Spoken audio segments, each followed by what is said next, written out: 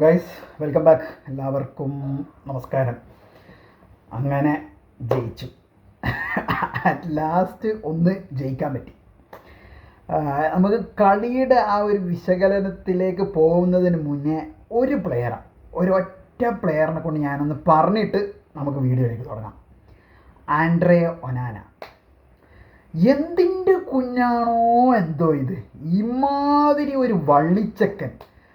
എൻ്റെ പൊന്നു, ജീവിതത്തിൽ ഇങ്ങനെ ഒരു ഗോൾ കീപ്പറിനെ കണ്ടിട്ടേ ഇല്ല. അവന് എന്താണ് ചെയ്യുന്നതെന്ന് അവനും അറിയില്ല, അവൻ്റെ കൂടെ കളിക്കുന്ന പ്ലെയേഴ്സിനും അറിയില്ല. ഇങ്ങനത്തെ ഒരു സാധനത്തിന് ജീവിതത്തിലെന്നല്ല, എനിക്ക് തോന്നുന്നു എൻ്റെ ജീവിതത്തിലല്ല, ഈ ലോകത്ത് തന്നെ ഇങ്ങനെ ഒരു സാധനം അവസ്ഥയായിരിക്കും. എന്താ പറയുക, നമ്മുടെ ഈ ഏലിയനൊക്കെ പറയില്ലേ, ഏലിയൻസിനെയൊക്കെ പറയുമല്ലോ, അതുപോലത്തെ ഒരു ഹൈറ്റാണ് അത് ആൻഡ്രേ ഒനാന. ആ ടെൻ ഹാഗ് കൊണ്ടുവന്ന ഒരു മുതൽ, ആ ചങ്ങായി പോകുന്ന നേരം കൂടെ തന്നെ ഒന്ന് കൂട്ടിക്കൊണ്ടുപോയാൽ മതിയായിരുന്നു. വെറുത്ത് പോകുക എന്നൊക്കെ പറഞ്ഞു കഴിഞ്ഞാൽ, ഇങ്ങനെ ഒരു വെറുപ്പിക്കുന്ന ഒരു പ്ലെയറിനെ ജീവിതത്തിൽ ഞാൻ കുറേ വീഡിയോസിൽ അവനെ കുറിച്ചിട്ട് ഞാൻ പറഞ്ഞിട്ടുണ്ട്. ബോൾ പ്ലേയിങ് ഗോൾ കീപ്പർ എന്നും പറഞ്ഞിട്ട് നല്ലൊരു പ്രൈം ഡെഹേനയൊക്കെ കൊടുത്തിട്ട് ഡെഹയൊക്കെ കച്ചറയാക്കിയിട്ട് കൊണ്ടുവന്ന ഒരു സാധനമാണിത്. ഇവിടെ വന്ന് നോക്കുന്നേരം ഈ ചങ്ങായി ബോൾ പ്ലേയിങ് പോയിട്ട് മര്യാദയ്ക്കൊന്ന് ബോൾ പിടിക്കുന്ന പോലുമില്ല. ഇന്നലത്തെ ആ 2 ഗോളും കളി കണ്ട എല്ലാവർക്കും അറിയാൻ പറ്റും. ഫസ്റ്റത്തെ ഗോള് ചങ്ങായിക്ക് ഒരു വിഷൻ ഉണ്ടെങ്കിൽ അവൻ ആ കയറി വരുമോ. ഡൊർഗു ബോള് കറക്റ്റ് വിൻ ചെയ്തതാണ്, എന്നേരം അവൻ മമ്മൂട്ടിയായിട്ട് അവൻ കയറി വരികയാണ്. രണ്ടാമത്തെ ഗോള് കണ്ടു ഞാൻ, എൻ്റെ അമ്മ, സാധാ ഒരു ലോക്കൽ ഗോൾ കീപ്പറിന് പോലും അത് തട്ടിയിടാൻ പറ്റും. അതുപോലും ഇവനെ കൊണ്ട് പറ്റിയിട്ടില്ല. ഇങ്ങനെ ഒരു പ്ലെയറിനെ എൻ്റെ ജീവിതത്തിൽ കണ്ടിട്ടില്ല. ആ കറക്റ്റ് ടൈമിൽ ബായിന്തറിന് പരിക്കുമായി. എന്താ പറയുക, കണ്ടകശനി കൊണ്ടേ പോകുള്ളൂ എന്നൊക്കെ പറയുന്ന ഒരു ചൊല്ലുണ്ട്. അതാണ് ഇവിടെ കറക്റ്റ് നടന്നത്. ഇവനെ ഒന്ന് സബ്ബിരുത്താനോ ചങ്ങായിനെ ഒന്ന് പുറത്താക്കാനോ ഒന്നിനും പറ്റാത്ത അവസ്ഥ. ഇവനെ തന്നെ താങ്ങി നടക്കേണ്ട അവസ്ഥയായിപ്പോൾ. എൻ്റെ പൊന്നു ഒനാന, ആൻഡ്രേ ഒനാന ഇതുപോലത്തെ ഒരു മുതലിനെ കണ്ടു കിട്ടുകയാണെങ്കിൽ നമ്മളെ റോളക്സ് പറഞ്ഞ പോലെ ലൈഫ് ടൈം സെറ്റിൽമെൻ്റ് എന്ന് പറയേണ്ടി വരും. അതുപോലത്തെ റേറ്റാണ്. പിന്നെ ഇന്നത്തെ കളിയിലേക്ക് വരികയാണെങ്കിൽ, കളിച്ചിട്ടുണ്ടായിരുന്നു ആ ഫസ്റ്റ് ഹാഫിൽ ഫസ്റ്റ് തന്നെ, അതായത് 4-ാം മിനിറ്റിൽ തന്നെ ഗോൾ വഴങ്ങി. ഓക്കെ, മിസ്റ്റേക്കിൽ ഗോൾ വഴങ്ങി. ബട്ട് അതിന് ശേഷം നല്ലപോലെ കളി വന്നിട്ടുണ്ടായിരുന്നു. പിന്നെ നമ്മൾ കളിച്ചത് റെലഗേഷൻ ബാറ്റിൽ മാച്ച് ആയിരുന്നു ഇന്നലെ ഇപ്സ്വിച്ച് ടൗണുമായിട്ട്. പക്ഷെ കഴിഞ്ഞ കളിയൊക്കെ വെച്ച് അപേക്ഷിച്ച് നോക്കുമ്പം ബെറ്റർ പെർഫോമൻസ് ആയിരുന്നു. ഓൺ ദ സ്പോട്ടിൽ തന്നെ നമുക്ക് തിരിച്ചടിക്കാനുള്ള ആ ഒരു മെൻറ്റാലിറ്റിയും കാര്യങ്ങളൊക്കെ വന്നു. ഓൺ ദ സ്പോട്ടിൽ തന്നെ തിരിച്ചടിച്ചു.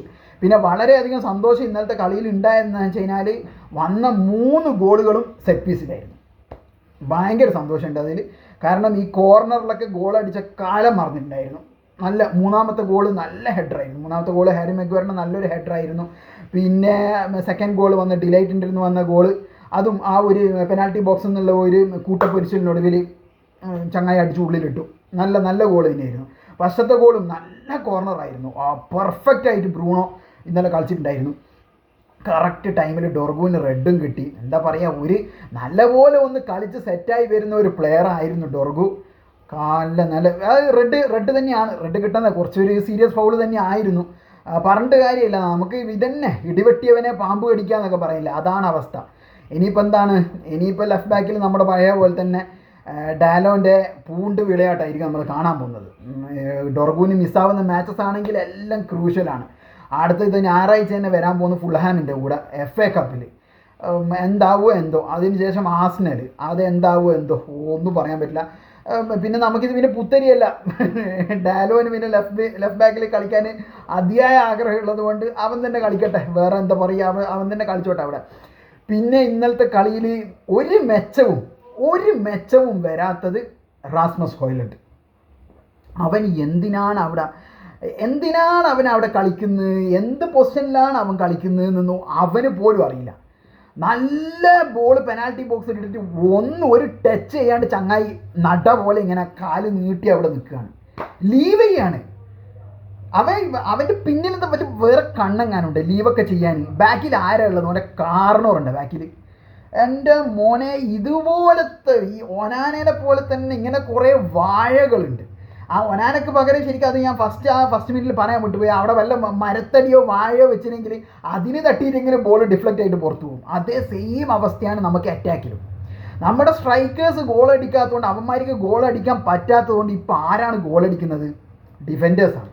ഇന്നലത്തെ കളി ഉടനീളം എടുത്ത് പറയുകയാണെങ്കിൽ നമുക്ക് വിൻ ചെയ്യാനുള്ള എല്ലാ ക്രെഡിറ്റും, വിൻ ചെയ്ത ഫുൾ ക്രെഡിറ്റ് കൊടുക്കേണ്ടത് ഡിഫൻഡേഴ്സിനുമാണ്. പിന്നെ ബ്രൂണോ, പുള്ളിക്കാരൻ ഇന്നലെ നല്ലപോലെ കളിച്ചിട്ടുണ്ടായിരുന്നു, നല്ലപോലെ കഷ്ടപ്പെട്ടിട്ടുണ്ടായിരുന്നു ബ്രൂണോ.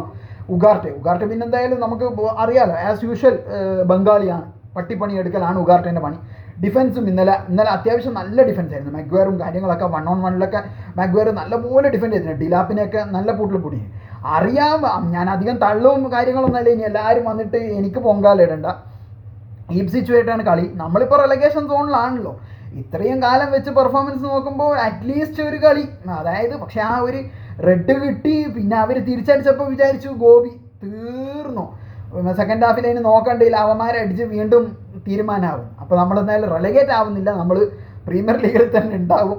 എല്ലാവരോടും പറയാണ്, ഹേറ്റേഴ്സിനോടൊക്കെ പറയാണ്, നമ്മൾ ഇവിടെ തന്നെ കാണും, എവിടെയും പോകുന്നില്ല. പക്ഷെ കളിയൊക്കെ കുറേ മാറാനുണ്ട്. എന്താ പറയുക, സ്ട്രൈക്കേഴ്സ് തന്നെ സിറിക്സ്, എനിക്ക് തോന്നുന്നു സിറിക്സ് ശരിക്കും ഒരു സ്ട്രൈക്കർ അല്ല എന്നാണ് തോന്നുന്നത്. ചങ്ങായി ഒരു ഹോൾഡിങ് മിഡ്ഫീൽഡർ ആണോ എന്നൊക്കെ ഒരു ഡൗട്ട് ഉണ്ട്. ആ ഒരു പ്ലേ സ്റ്റൈലാണ്, ഡ്രിബ്ലിങ്ങും കാര്യങ്ങളൊക്കെ പൊളി, ഒന്നും പറയാനില്ല, പെർഫെക്റ്റ്, അടിപൊളി. പക്ഷെ അവൻ്റെ അടുത്ത് ഒരു ഷൂട്ടോ, കാരണം അവൻ നമ്മളൊരു സ്ട്രൈക്കറായിട്ടാണ് അവനെ വാങ്ങിയത്, സ്ട്രൈക്കർ പൊസിഷനിലാണ് അവനെ കളിപ്പിക്കുന്നത്. പക്ഷെ അവൻ ത്രൂ ഔട്ട് ഇപ്പോൾ 2-3 last 2 to 3 or 3 to 4 games എല്ലാവരും എടുത്ത് നോക്കി കഴിഞ്ഞാൽ മനസ്സിലാവും അവൻ്റെ ഒരു പ്ലേയിങ് സ്റ്റൈലും കാര്യങ്ങളൊക്കെ. പക്ക ബോൾ കൺട്രോൾ ചെയ്ത്, ഡ്രിബിൾ ചെയ്ത്, നെറ്റ്മഗ് ചെയ്ത്, അത് ചെയ്ത് ഷൂട്ടും കാര്യങ്ങളൊന്നുമില്ല, പെട്ടെന്ന് പാസ് കൊടുത്ത് ഒഴിവാക്കുക, ആ ഒരു സ്റ്റൈൽ. പിന്നെ ബ്രൂണോന് നല്ല പൊസിഷനാണ്. കാരണം കഴിഞ്ഞ കളിക്ക് അമോറിമിന് അത് മനസ്സിലായിട്ടാണ് സബ് ചെയ്തിട്ട് നമ്മുടെ ഉഗാർട്ടേൻ്റെ കൂടെ പേർ വന്നത്. ശരിക്കും ബ്രൂണോന് ആ ഒരു പൊസിഷൻ തന്നെയാണ് നല്ലത്. ആ ഒരു മിഡ്ഫീൽഡ് പൊസിഷനിൽ തന്നെയാണ് ബ്രൂണോന് നല്ലപോലെ കളിക്കാൻ പറ്റുന്നത്. ഇനിയും അമോറിം അതുപോലെ തന്നെ കളിപ്പിക്കട്ടെ. വെറുതെ എന്താ പറയുക, നമ്മുടെ ഗർണാച്ചോൻ്റെ ആ ഒരു പൊസിഷനിൽ സ്ട്രൈക്കറിൻ്റെ ബാക്കിൽ ആ നമ്മുടെ 4-3-2-1 ആ 2 പൊസിഷനിൽ വെറുതെ സിറിക്സിൻ്റെ കൂടെ ബ്രൂണോ ഇട്ടിട്ട് ബ്രൂണോനെ അവിടെ കളിക്കാൻ പറ്റുന്നില്ല. അത് സത്യം തന്നെ എല്ലാവർക്കും മനസ്സിലായി. അത് കഴിഞ്ഞ കളിക്ക് ഇന്നലെ അത് അമോറിം കറക്റ്റായിട്ട് എക്സിക്യൂട്ട് ചെയ്തു. ഉഗാർട്ടൻ്റെ കൂടെ തന്നെ കളിപ്പിച്ചു നല്ലപോലെ. കാരണം ആ റെഡ് കിട്ടിയതിന് ശേഷം പുള്ളി നല്ലപോലെ ഡിഫൻസിലും നല്ലപോലെ ഹെൽപ്പ് ചെയ്തിട്ടുണ്ടായിരുന്നു. ഇന്നലെ ഡിഫൻസ് അത്യാവശ്യം നല്ലപോലെ എല്ലാവരും, ഒനാന ഒഴികെ ബാക്കി എല്ലാവരും, ഡിലൈറ്റ് ആയിക്കോട്ടെ, മസ്റൂയി സബ്ബായിട്ട് വന്ന മസ്റൂയി ആയിക്കോട്ടെ, മഗ്വയർ, യോറോന് എനിക്ക് ഇന്നലെയാണ് യോറോ നല്ലപോലെ ഒന്ന് കളിച്ചതായിട്ട് എനിക്ക് തോന്നിയത്. ഇതിന് മുന്നേ ചെറിയ പയ്യനാണ്, ഞാനൊന്നും പറയുന്നില്ല, അറിയാം അവൻ അഡാപ്റ്റും കാര്യങ്ങളൊക്കെ വേണം. പക്ഷെ ഇന്നലെ നല്ലപോലെ കളിച്ചിട്ടുണ്ടായിരുന്നു, നല്ലപോലെ കളിച്ചു. ഒനാന ഒഴികെ ബാക്കി എല്ലാവരും, ഒനാന ഹോയിലുണ്ട്, എന്തിനാണ് ഇങ്ങനെ ഒരു 2 പേര്. പിന്നെ അതുപോലെ ഇന്നലെ നമ്മുടെ ഗർണാച്ചോവും ഡൊർഗുവിന് കുറച്ച് പാസുകൾ കൊടുത്താണ്ട് ഭയങ്കര സന്തോഷമുണ്ട്. കാരണം ഫസ്റ്റ് കളിയിൽ അവൻ ഒരുമാതിരി കളിയായിരുന്നു, ഡൊർഗുവിനെ മൈൻഡേ ചെയ്തില്ല. ഡൊർഗു അവന് പാസ് കൊടുക്കും, പക്ഷെ അവൻ തിരിച്ചു കൊടുക്കുക. പക്ഷെ ഇന്നലെ അതായിരുന്നില്ല, ഇന്നലെ നല്ലപോലെ കളിച്ചു.